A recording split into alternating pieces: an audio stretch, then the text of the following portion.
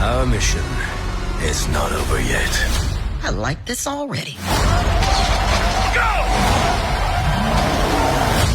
Now there's a sight!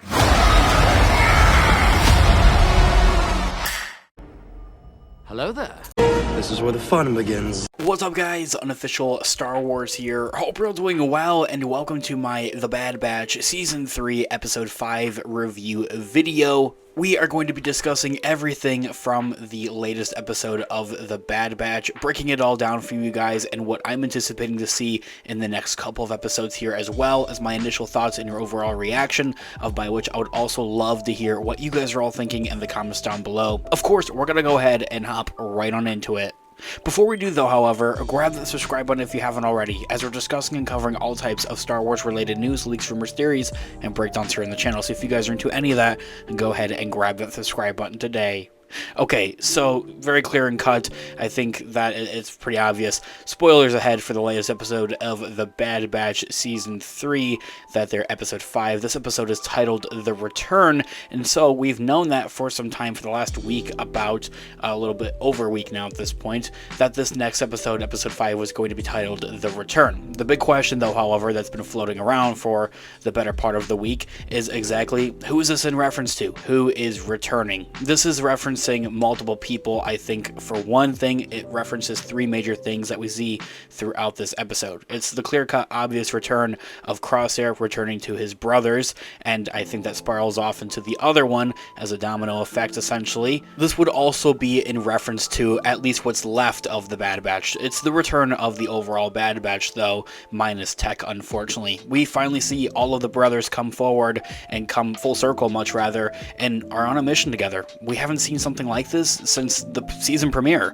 the show's premiere in season 1, when the Bad Batch was all together, and we have finally got it back. The boys are back, and I think that's absolutely phenomenal. I would love to see Tech make his return. Of course, for those of you that know here on the channel, have been following me long enough, would know that I'm a firm believer that Tech will make his return by the end of season 3 of the Bad Batch. I still hold off hope for that, not if but when kind of scenario. I hope that we do see that. Anyway, it's also referencing one other third major thing. Another obvious one would be this is the return of Echo. We open with Omega waking up safe at home again, with her family, her brothers, holding her dear Tuca doll, Lula. Hunter and Wrecker have breakfast for her as they are once more on the beautiful island of Paboo. Omega notices Crosshair is gone, and he apparently has decided to hang out outside before anyone woke up that morning. So she steps out to check on him. Crosshair is trying to practice shooting at the beach of Paboo, but his hand tremors, they keep him from hitting the targets. And Omega's droid friend, AZ, and Batcher are also there, of course, as well. Hooray for AZ being safe after what went down in Sid's parlor at the end of Season 2. Like, we didn't actually know what happened to the AZ droid, actually. By the end of Season 2, it seems that he obviously went back with the rest of the Bad Batch and is kind of just hanging around with them now.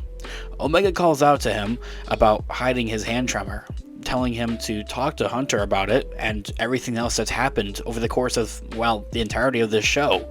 Crosshair doesn't want to do feelings and rather just wants to focus on training himself again. Omega engages him on his ground, asking what it takes to be a sniper. He feels Wrecker and Hunter are watching him with his senses.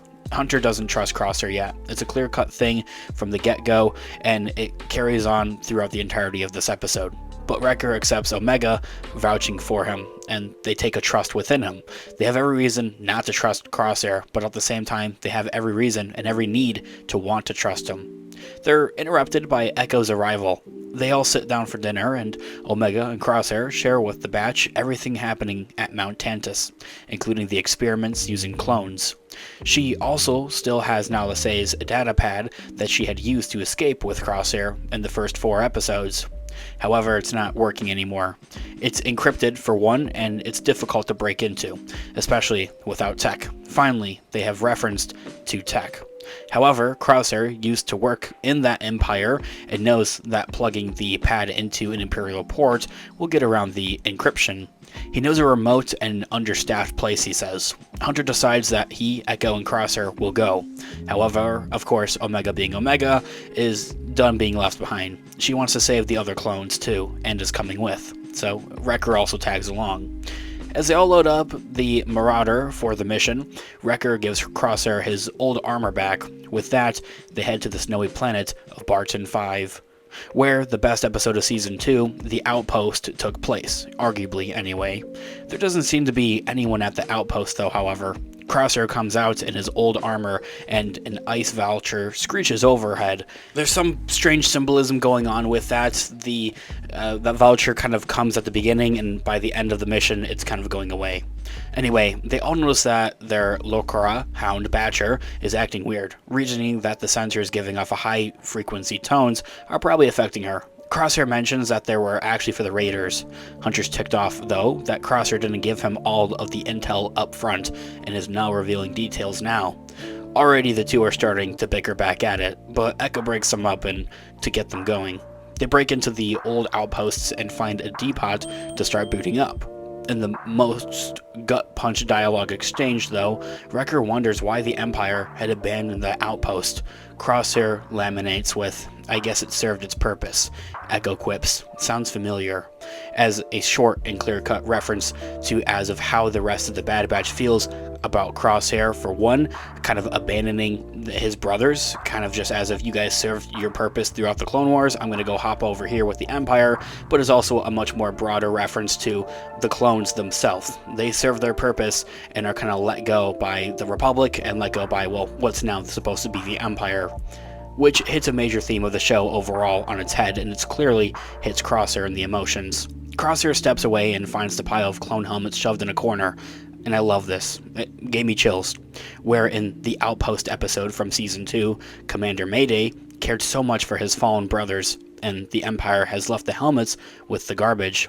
Crosshair picks up Mayday's helmet, actually, and sets it up with the other clone helmets back on their rightful place. And Hunter sees him doing this. I think that this maybe let Hunter let his guard down a little bit on Crosshair. Like, okay, he still cares for the clones. He's still one of us, essentially.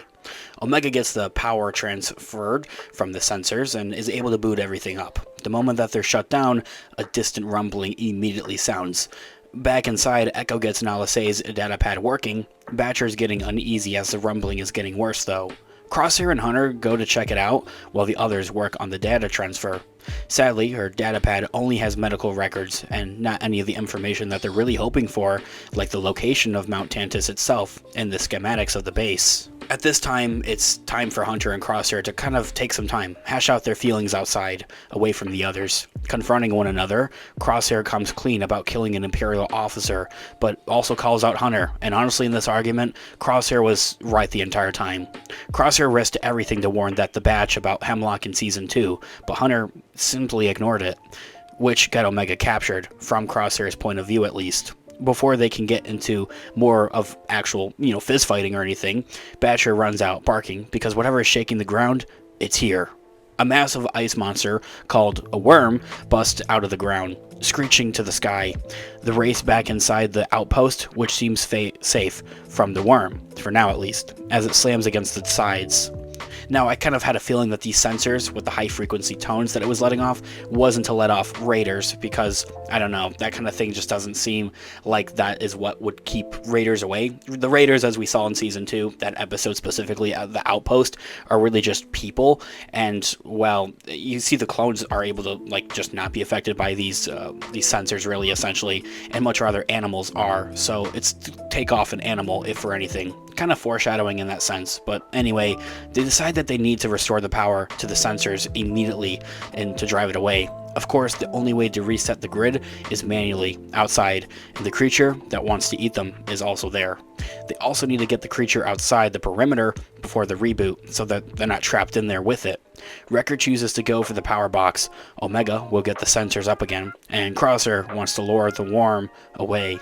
Hunter decides to go with Crosshair to work together, with Echo assisting them all from afar. They all sprint into action. The worm heads after Hunter and Crosshair as planned, but the plan immediately goes, south. Hunter falls through the ice into the chasm below. Hunter leads the worm away from the tunnels below, while Crosshair and Batcher follow from the surface. They get outside the perimeter, where they start trying to dig Hunter out safely. Meanwhile, Wrecker gets the power up again at the fuse box, yanking out Hunter from below just in time. They get the sensors up and keep out the worm. the day is saved. People will arguably call this a filler episode for whatever reason, but this is such an important and pivotal episode, if for anything.